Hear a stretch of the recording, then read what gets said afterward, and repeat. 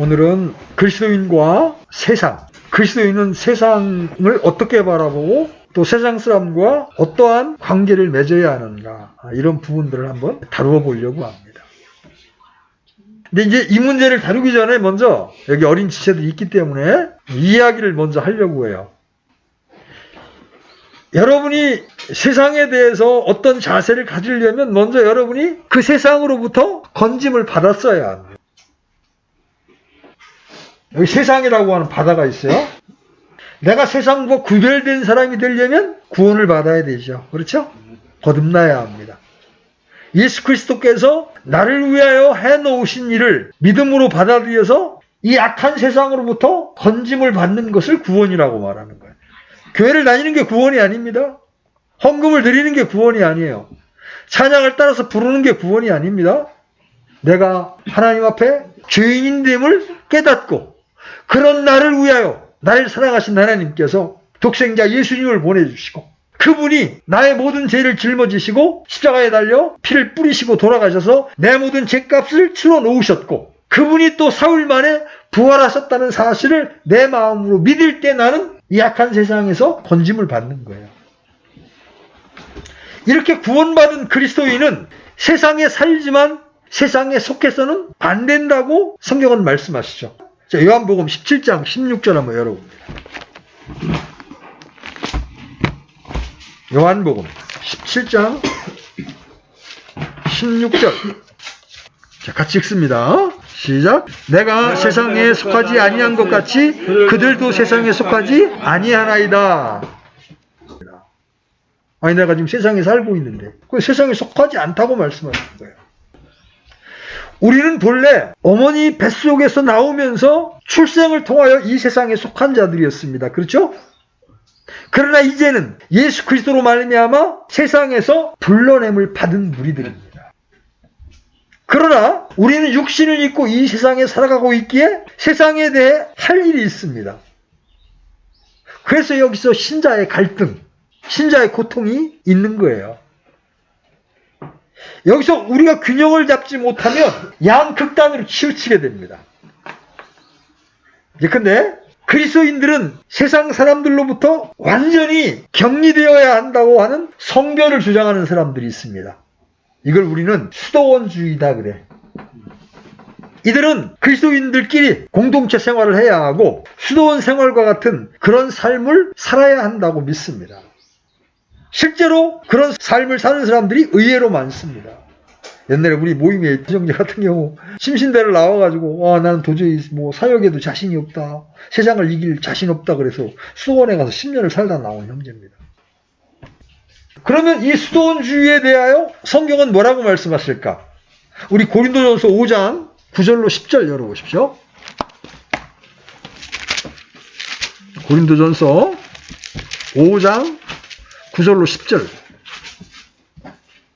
찾았으면 같이 읽습니다. 시작. 내가 음행하는 자들과 사귀지 말라고 서신해서 너희에게 썼으나 이 말은 이 세상에 음행하는 자들이나 탐욕을 부리는 자들이나 강탈하는 자들이나 우상 숭배자들과 전혀 함께하지 말라는 것이 아니니 만일 그리하려면 너희가 반드시 세상 밖으로 나가야 하리라. 이제 이런 사람들과 생활 안 하려면 어떻게 해야 돼? 세상 밖으로 나가야 돼. 이제 수도원으로 가야 돼. 그죠? 근데 그렇게 하라고 말해요. 그렇게 해서는 안 된다고 말해요. 우리는 분리된 삶을 살되 세상 밖으로 나가서 살아서는 안 되는 거예요. 이 세상은 우리의 교구요, 전쟁터입니다. 우리가 어부를 하면 고기를 잡으러 바다에 나가야 되잖아요. 물에 안 나가고 고기를 잡을 수가 있어요? 바다에 나가야 고기를 잡을 수 있단 말이에요. 그래서 우리가 이 교구를 떠날 수는 없는 거예요. 근데 이 수도원주의와는 정반대로 또 이제 어떤 사조가 있느냐면 어떻게 해서든지 주위 사람들이 나를 싫어하지 않도록 해야 한다면서 세상과 사이좋게 지내는 것이 하나님의 뜻이라고 주장하는 그런 사람들이 있습니다. 이런 사람들 역시 굉장히 많습니다. 여러분, 죄와 심판을 말하지 마십시오. 징그럽게 지옥 이야기를 하지 마십시오. 그러나 이건 역시도 바람직하지 않죠. 왜? 그리스도인들은 당연히 그리스도를 증거하고 의를 전파함으로써 박해를 받는 것이 정상이기 때문에 그렇습니다. 오늘 우리가 이 부분을 살펴보는 이유가 뭐예요? 우리 신자들로 하여금 균형 있고 일관된 삶을 영위함으로써 구원받지 않은 세상 사람들로부터 나쁜 영향을 받지 않는 반면 주 예수 그리스도를 위해 그들에게 영향을 끼칠 수 있도록 하는 데 있는 겁니다. 다시 말씀드립니다. 세상 사람들로부터 나쁜 영향은 받지 않고 우리는 그들에게 선한 영향을 끼칠 수 있도록 하기 위해서 오늘 이 말씀을 살펴보는 거예요. 먼저 성경이 보는 세상에 대한 관점을 한번 살펴봅시다. 성경이 바라보는 세계관은 어떤 거예요? 어느 종교와도 확연히 구별됩니다. 예컨대 세상을 집이라고 비유할 때 유교는 집을 수리해서 고쳐 쓰자는 종교입니다. 반면에 성경은 집을 허물어버리고 새로 짓자는 겁니다. 사람에 대해서도 마찬가지죠. 세상 종교는 잘 가르쳐서 쓸만한 사람, 완전한 사람으로 개발시키자에 초점이 있습니다.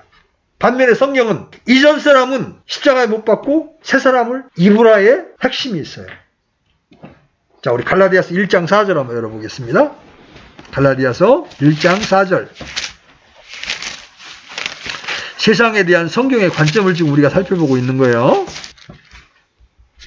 자, 같이 읽습니다. 시작. 그분께서 하나님 곧 우리 아버지의 뜻에 따라 이 악한 현 세상에서 우리를 건지시려고 우리의 죄들로 인하여 자신을 주셨으니, 주님은 이 세상을 악한 현 세상이라고 말씀하십니다. 그래서 성도들은 세상에 대한 성경적 가치관을 확고히 해야 합니다. 그렇지 않으면 이 세상을 성경의 말씀대로 살아갈 수가 없기 때문에 그렇습니다. 자, 한 구절 더 봅니다. 요한일서 5장 19절. 요한일서 5장 19절. 자, 찾으셨으면 같이 읽습니다. 시작. 또 우리는 하나님께 속하고 온 세상은 사악함 가운데 있음을 우리가 아느니라.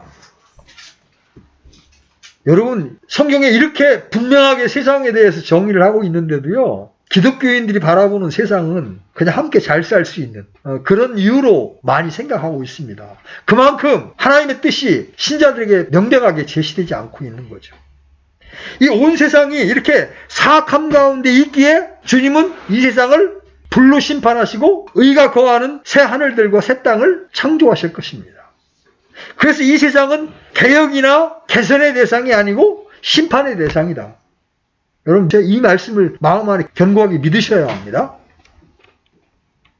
그래서 이제 성경은 성도들에게 세상에 대한 여러 가지 명령들을 주고 계십니다. 주님은 세상을 위해 기도하지 않는다고 말씀하셨습니다. 그래서 요한복음 17장 9절에 보면 나는 세상을 위하여 기도하지 않노라, 이렇게 단언하셨습니다. 많은 기독교 단체, 교회들이 세상을 위한 기도, 세계 평화를 위한 기도를 하죠. 그런데 이러한 일들은 주님의 말씀과는 정면으로 충돌하는 거예요. 사도 요한은 요한일서 2장 15절에서 이렇게 말합니다. 요한일서 2장 15절. 자, 찾았으면 같이 읽겠습니다. 시작. 세상이나 세상에 있는 것들을 사랑하지 말라. 어떤 사람이 세상을 사랑하면 아버지의 사랑이 그 속에 있지 아니하니. 그리스도인들이 세상을 사랑하면 하나님의 사랑이 그 안에 있지 않다는 증거라는 말입니다. 바울과 동행했던 데마는 세상을 사랑했기에 바울을 떠나죠. 아브라함과 동행했던 롯 역시 세상을 사랑하여 소돔으로 들어갔습니다. 많은 사람들이 세상의 제도를 개선하고 법을 정비함으로써 세상을 바꿀 수 있다고 믿지만 악한 사람의 본성이 바뀌지 않는 한 세상은 변화될 수 없어요. 여러분, 교육이 얼마나 많이 발달했습니까? 우리나라도 100년 전까지만 해도 여러분 중학교, 고등학교, 대학교가 어디 있었습니까? 양반집 자제들을 빼놓고는요, 천자문도 공부하는 사람이 없었습니다. 그러면 그때 사람들이 지금 사람만큼 심성이 못했습니까? 훨씬 더 친절했고요. 사람 아낄 줄 알았잖아요. 지금 교육이 그렇게 많아서 정말 첨단 과학을 배우고 그러지만 오늘날 사람들의 심성이 그때보다 낫습니까? 훨씬 더 악해져 가고 있잖아요. 마지막 시대를 향해 달려가고 있기 때문에. 법과 제도를 정비하고 교육을 시키는 건 뭐와 같으냐면 그냥 나병 환자의 몸에 옷을 갈아입혀 보는 것 정도예요.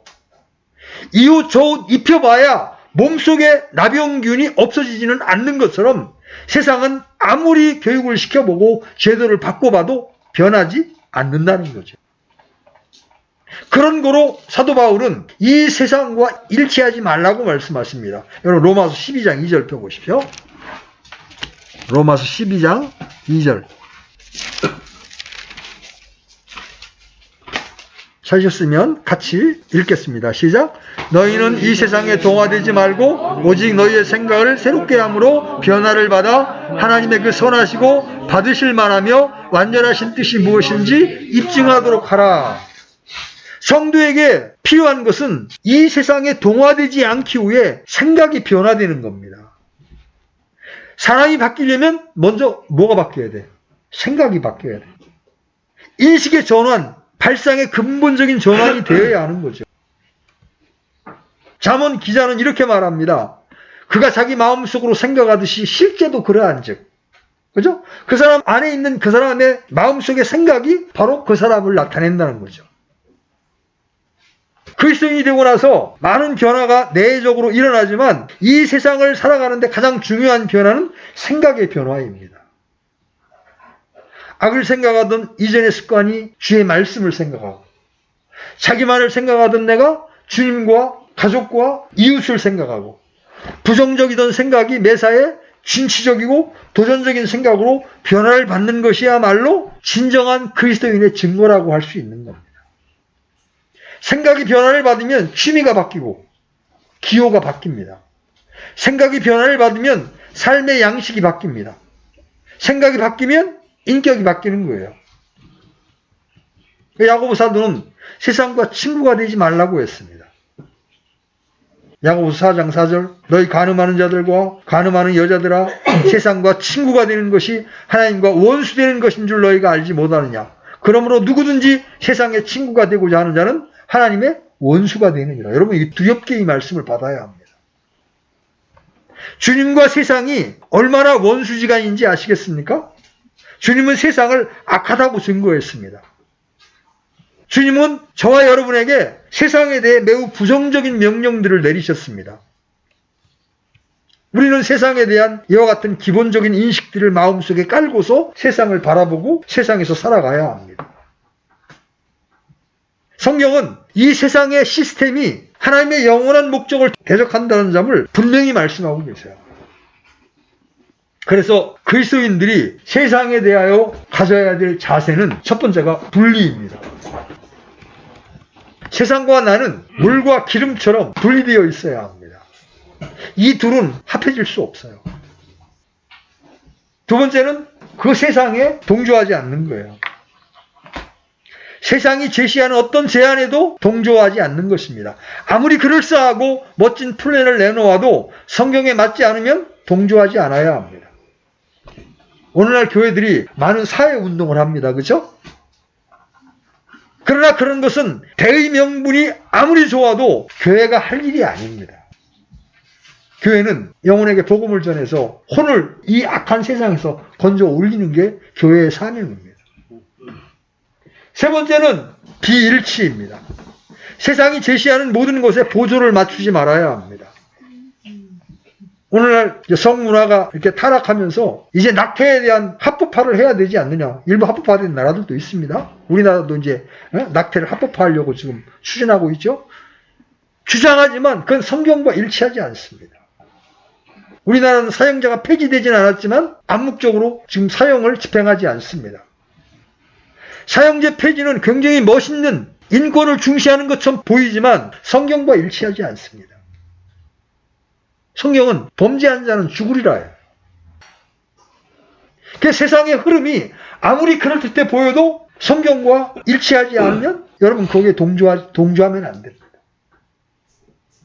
인권 보호라는 명분으로 성소수자에 대해서 인정하자. 그래서 동성애 결혼을 인정하자. 의료보험도 내주자. 그 사람들을 불쌍히 여기자. 그럴듯하잖아요. 그렇죠? 그건 성적 취향이지 않느냐. 그러나 여러분, 하나님께서 남자를 창조하시고 돕는 배필로 여자를 창조하시는 것이 창조의 질서입니다.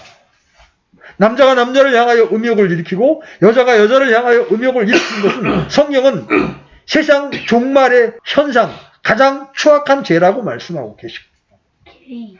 그들을 불쌍히 여기되 그들의 주장에 동조해서는 안 된다는 것이죠. 그렇다면 우리가 세상에서 어떤 자들이길래 세상과 분리되고 세상과 일치하지 않고 동조하지 말아야 하는 겁니까? 우리가 도대체 뭐길래? 성경에서 말하는 우리의 신분이 뭐길래? 첫째로 우리 그리스도인들은 이 세상에서 타국인이요 순례자입니다. 자, 먼저 히브리서 11장 13절 열어보십시오. 히브리서 11장 13절. 자, 같이 읽습니다. 시작. 이들은 다 믿음 안에서 죽었으며 약속하신 것들을 받지 못하였을 때 멀리서 그것들을 보고 확신하며 끌어안았고 또 땅에서는 자기들이 나그네요 순례자라고 고백하였으니. 베드로전서 2장 11절로 가보십시오. 베드로전서 2장 11절.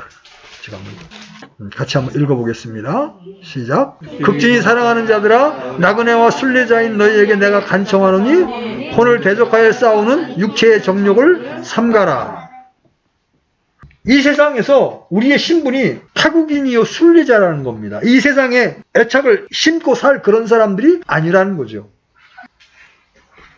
여러분이 미국에 여행을 갔다 그러면 여러분 여행 간 사람이 거기에다 집 사놓고 그러겠어요? 잠깐 여행 간 건데. 우리는 구원받은 이후에 잠시 이 세상을 타국인으로, 왜? 우리의 고향은 천국이기 때문에 타국인이요 순례자로 사는 겁니다. 우리의 목적지가 따로 있고 저 하늘에 본향이 있어요. 우리 믿음의 선진들은 다 우리는 나그네요 순례자라고 고백하면서 이 땅을 살았다는 거죠. 여러분이 여러분의 신분을 정확히 아셔야 합니다. 하나님이 우리에게 부여해 주신 신분을 정확히 알아야 된다. 그 다음에 두 번째, 우리가 이 세상과 동조하지 않아야 되는 이유가 뭐냐면 성도들의 집은 하늘에 있고 생활권이 바로 저 하늘입니다. 우리의 생활권, 우리의 시민권은 하늘에 있다. 에베소서 2장 6절 먼저 펴봅니다. 에베소 2장 6절. 같이 읽습니다. 자, 시작. 또 함께 일으키사 그리스도 예수님 안에서 우리를 하늘의 초소들에 함께 앉히셨으니. 여러분, 우리의 몸은 지금 여기에 있지만 우리를 대표하는 우리의 어피어런스는 지금 구원받는 순간 하늘에 이미 앉힌바되었다. 그래서 사도는 빌립보 성도들에게 이렇게 이야기합니다. 빌립보서 3장 20절 가보십시오. 빌립보서 3장 20절. 자, 같이 읽습니다. 시작. 우리의 생활 방식은 하늘에 있으며 거기로부터 또한 우리가 구원자 주 예수 그리스도를 기다리노니. 그래서 우리의 생활 방식이 하늘에 있다. 우리의 시민권이 하늘에 있다. 왜? 이미 하늘에 앉힌바되었기 때문에.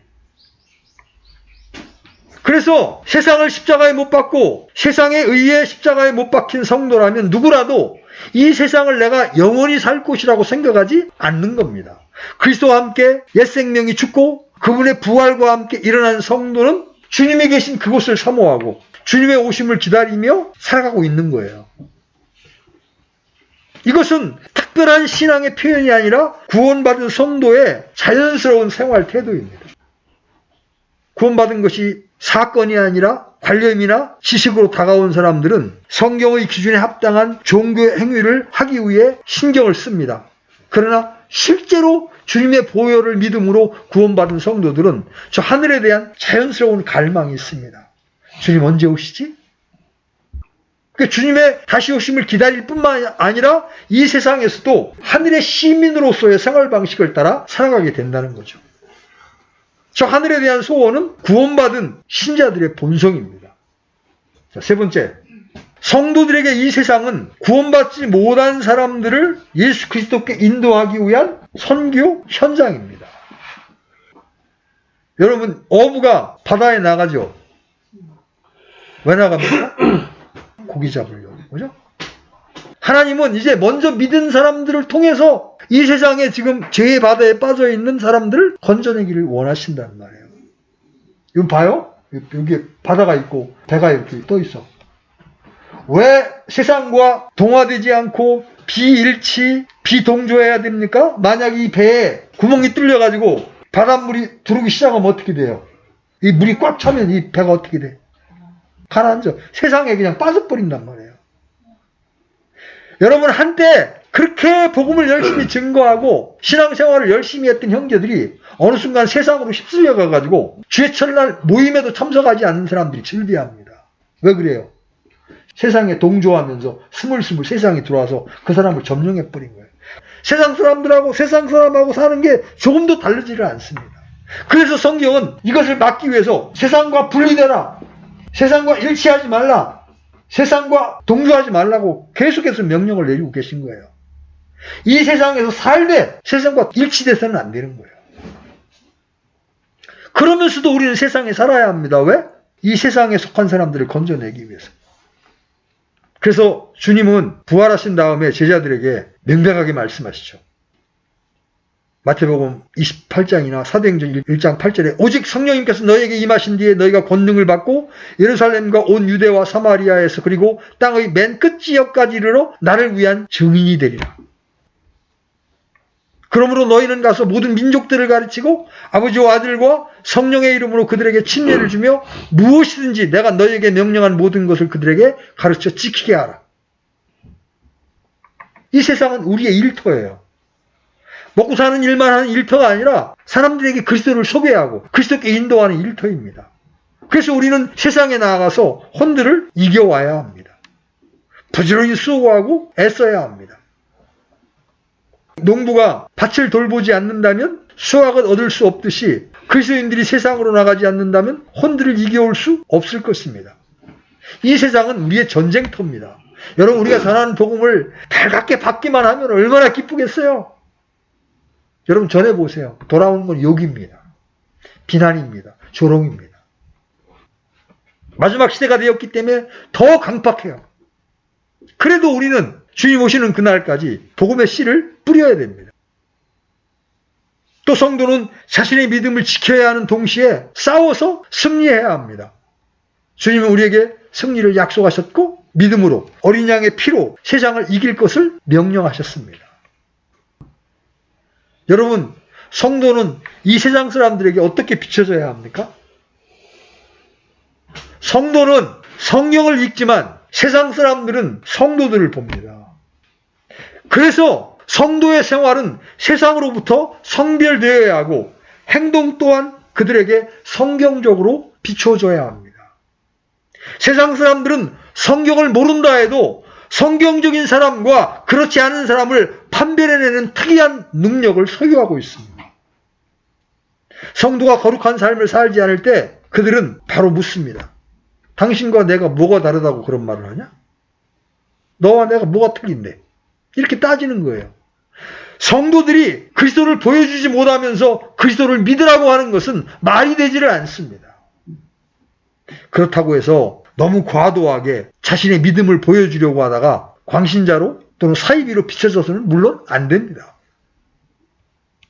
여러분이 믿음과 성령으로 충만하고 마음 가운데 말씀으로 채워져 있다면 여러분은 의식하지 않아도 그리스도의 향기를 내뿜을 수밖에 없어요. 여러분 주머니에 송곳이 있으면요 어떻게든 드러나게 돼 있어요.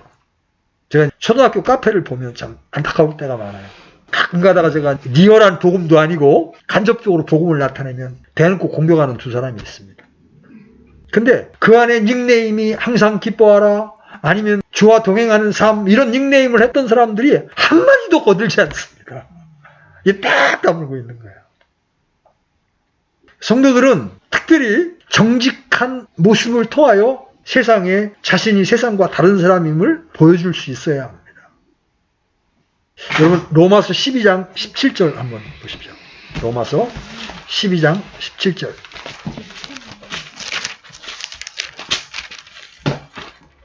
같이 읽습니다. 시작. 아무에게도 악을 악으로 갚지 말고 모든 사람의 눈앞에서 정직한 일들을 예비하라. 이게 모든 사람들 앞에서 정직한 일들을 예비하라. 여러분 사람들 앞에서 가장 강력하게 어필하는 것은 정직입니다. 속고 속이는 시대에 사는 사람들에게 정직은 다른 무엇보다도 깊은 감동을 주고 사람을 달리 보이게 하는 겁니다. 비록 그들이 비난할지라도 나중에 그래 그 사람은 달랐어 이렇게 평가를 하는 겁니다.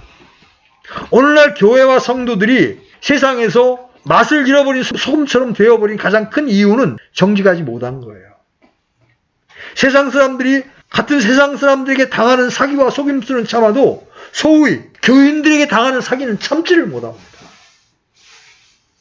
교인들의 부정직과 부도덕 의선은 사방에서 번뜩이는 눈으로 쳐다보고 있다는 사실을 여러분 한시도 잊어서는 안 됩니다. 세상 사람들끼리 이렇게 사기를 당했거나 그러면 그냥 끝나요. 근데 그리스도인에게 어떤 피해를 당했다고 생각하면요, 기독교에 대한 아주 원한과 증오심을 갖게 됩니다. 그래서 신자가 모든 일에 정직하고 겸손할 필요가 있는 거예요.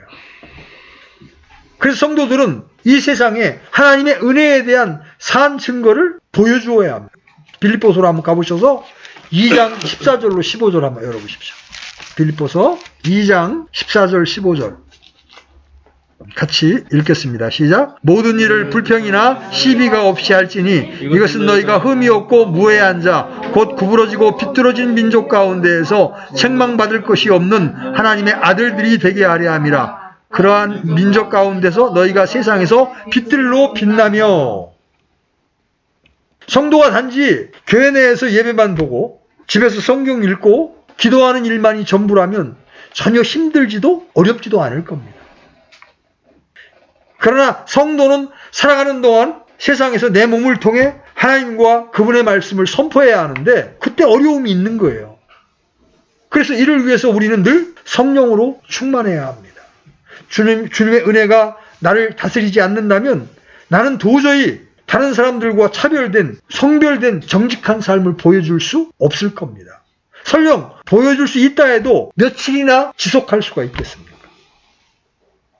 그래서 성도는 모든 면에서 성장해야 합니다.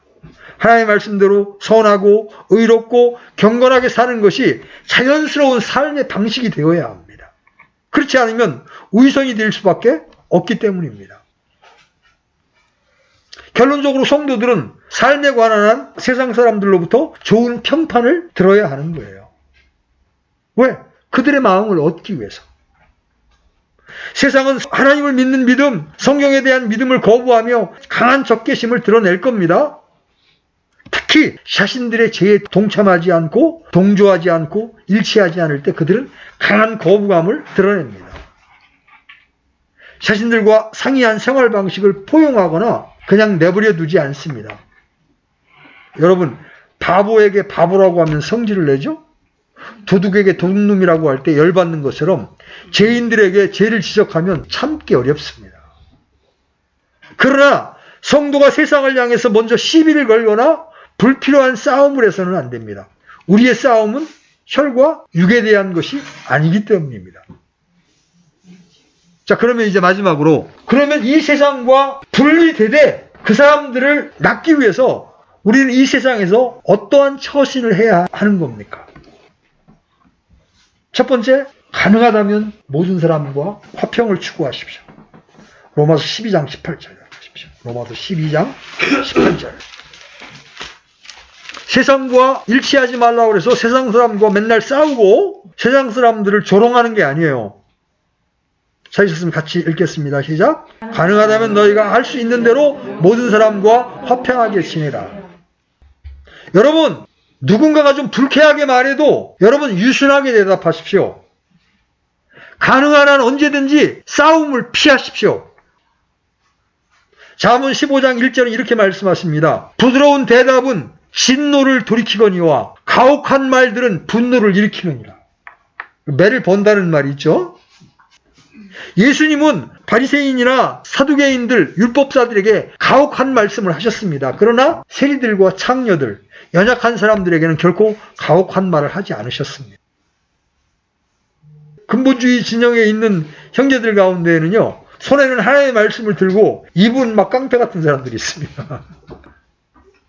복음을 전하자는 건지 시비를 걸자는 건지 그러면서 그것이 마치 멋있는 영적 전투인 것처럼 말하는 사람들이 있어요. 성경은 그렇게 가르치지 않습니다.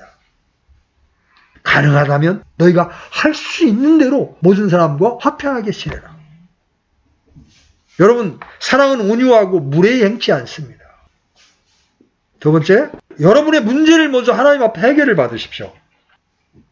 이 말이 무슨 말이냐면 세상 사람들과 어떤 문제로 척을 지을 수 있습니다. 그러면 이제 그 사람에 대한 원망, 미움이 있을 수 있고 그 사람도 나를 대적할 수가 있잖아요. 그때 내가 먼저 하나님 앞에 이 문제를 해결받아야 합니다. 야곱이 이 야복 강가에서 주님과 씨름한 후에 형 에서를 만났을 때 형의 얼굴을 천사의 얼굴 같다고 고백을 합니다. 형이 죽이려고서 도망갔었거든요. 그랬다가 몇십 년이 지나서 이제 다시 돌아올 때 형이 400명의 사람을 끌고 옵니다. 형 만나면 죽을 형편입니다. 근데 그 문제를 해결받기 위해서 천사와 씨름하면서 밤새도록 기도했습니다. 그리고 그 문제를 처리받았어. 그러니까 이제 형의 얼굴이 천사처럼 보이는 거야. 내가 그렇게 두려워했고 미워했던 사람이 천사 얼굴처럼 보이는 거야. 내가 먼저 하나님 앞에 영적인 문제를 해결받게 되면 세상 사람들과 틀어지고 싸우는 것이 사라지게 되는 거예요. 먼저 주님과 나와의 걸림돌을 제거해야 합니다. 그렇게 되면 여러분이 주님과 평안하잖아요? 그러면 일상 문제로 세상 사람들과 부딪힐 일이 거의 없습니다. 여러분 마음이 주님의 은혜와 평강으로 가득 채워져 있으면요, 세상 사람들이 나한테 시비를 걸어도요, 내 마음에 파동을 일으키지 않습니다. 근데 내가 지금 은혜에서 떨어져 있으면 누가 조금만 나한테 비식한 말을 하면 못 참는 거야. 도끼 눈으로 돌아가고요, 이렇게 되는 거예요. 하나님 앞에 문제를 해결하는 거예요. 세 번째, 좀 더 적극적으로 나가서 여러분의 적을 사랑하고 그들을 도우십시오. 이제 여러분에게 점점 어려운 명령이 나옵니다. 적을 사랑하고 도우십시오. 예수 그리스도께서는 원수를 위해 죽기까지 그들을 사랑하셨습니다. 아멘? 세상은 이런 사랑을 이해할 수 없지만 진리를 찾는 사람들은 그 사랑에 이끌림을 받는 겁니다. 자, 로마서 12장으로 가셔서 12장 14절 열어보십시오. 14절 같이 읽겠습니다. 시작. 너희를 핍박하는 자들을 축복하라. 축복하고 저주하지 말라. 20절, 21절도 읽어보십시오. 20절, 21절. 시작. 그러므로 내 원수가 줄이거든 그를 먹이고 그가 목마르거든 그에게 마실 것을 주라. 그리함으로 내가 그의 머리 위에 불타는 숯을 쌓으리라. 악에게 지지 말고 도리어 선으로 악을 이기라. 이것이 신약시대의 성도들의 강령입니다. 믿는 우리라고 해서 미운 사람이 왜 없겠어요? 그죠? 옆에 있으면 한번 욕도 해주고 그러고 싶은 사람이 왜 없겠어요? 그런데 그건 우리의 육신의 감정이고 하나님 우리에게 그런 자들을 축복하라. 축복하고 저주하지 말라. 여러분, 이건 내 본성을 십자가에 넘기지 않는 한 참 순종하기 쉽지 않은 명령입니다. 그러나 이런 어려운 말씀에 여러분이 순종했을 때 하나님의 성령이 여러분을 황홀감과 같은 평안 가운데 이끄는 걸 여러분들이 경험하게 됩니다. 또 그냥 사랑하는 것을 그치지 말고 여러분의 원수나 적을 위해서 기도하십시오. 마태복음 5장 44절 한번 펴보십시오. 마태복음 5장 44절.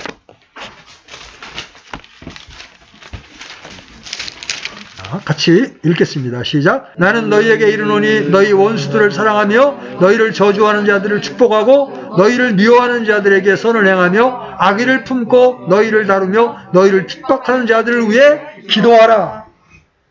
꼴도 보기 싫은 사람에게 기도하라고 말씀하시는 거예요. 우리는 형제라고 하는 자들이 교회 내에서 엄청난 범죄를 하거나 복음을 모독하거나 하나님을 대적한다면 우리는 그의 육신을 멸해 주도록 기도할 수 있어요. 하지만 세상 사람들이 나를 단지 괴롭힌다고 해서 죽여달라고 기도할 수 없는 거예요. 바울 사도는 고린도 교회 형제 가운데 어떤 사람과 후메네오와 알렉산드를 사탄에 넘겨주시도록 기도했습니다. 그 육신을 멸하도록 기도했습니다. 그러나 동족 유대인들이나 로마의 병사들을 죽여달라고 기도한 적은 단 한 번도 없었습니다. 바울은 자신에게 돌을 던지고 죽이려고 호시탐탐 틈을 노리는 동족들과 복음의 원수들을 향한 뜨거운 가슴을 지니고 있었습니다. 다섯 번째, 여러분 세상 사람들에게 그리스도를 나타내기 위해서 여러분들이 해야 할 명령들입니다. 마지막으로 5번째, 세상 정부에 대한 의무를 다하십시오. 세상 정부에 대한 성도들의 의무가 뭡니까? 로마서 13장과 베드로전서 2장에는 성도들의 국가관, 국가에 대한 의무가 나오죠. 하나님께서 제정하신 3가지 기관 중에 하나는 바로 정부입니다. 왜냐하면 정부가 없으면 무질서하기 때문에, 혼돈이 오기 때문에 하나님 정부를 인정하십니다. 나머지 둘은 가정과 교회입니다. 모든 정부는 사탄이 조정하기 때문에 근본적으로 하나님을 대적합니다. 그래도 여러분은 하나님께서 정하신 바에 복종해야 합니다. 여러분이 올바로 행한다면 두려워할 것이 없을 것입니다. 하나님께서는 여러분이 올바로 행할 때 칭찬할 겁니다. 성경은 위에 있는 권세를 존중하라고 말씀하십니다. 지금 극심한 좌우 이념 분열로 지금 나뉘어져서 진보진영의 인사가 대통령이 됐을 때는 보수진영 사람들이 대통령으로 인정을 안 하고 비아냥거립니다. 우파의 대통령이 되면 또 진보진영에 있는 사람들이 극심하게 비난합니다. 두 자세 다 틀린 겁니다. 위에 있는 권세는 하늘이 냅니다. 그 권세에 복종하라는 것이 성경의 가르침이에요. 근데 여기에도 얼마나 이중적인지 몰라요. 어떤 목회한 형제가 옛날에 이제 문재인 대통령 집권 때 보수정 사람들이 비판하고 그럴 때 제가 지금 한 그 말을 딱 인용해서 위에 있는 권세를 존중하라고 했지 않냐 그랬어요. 근데 지금은 거꾸로 이제 우파의 대통령이 되니까 그 형제가 얼마나 욕을 하고 비난을 하는지 몰라요. 말씀도 자기 유리할 때만 적용하면 안 돼요. 어느 때든지 내 육신의 감정을 뛰어넘어 하나님께서 세상의 권위, 내 위에 있는 권위를 존중하라고 그러면 아멘. 이렇게 할 수 있어야 합니다. 세금 문제 마찬가지죠. 세금을 비롯한 국가에 대한 의무를 다 해야 합니다. 이 베드로전서 2장 13절로 15절 한번 펴보십시오. 13절부터 15절.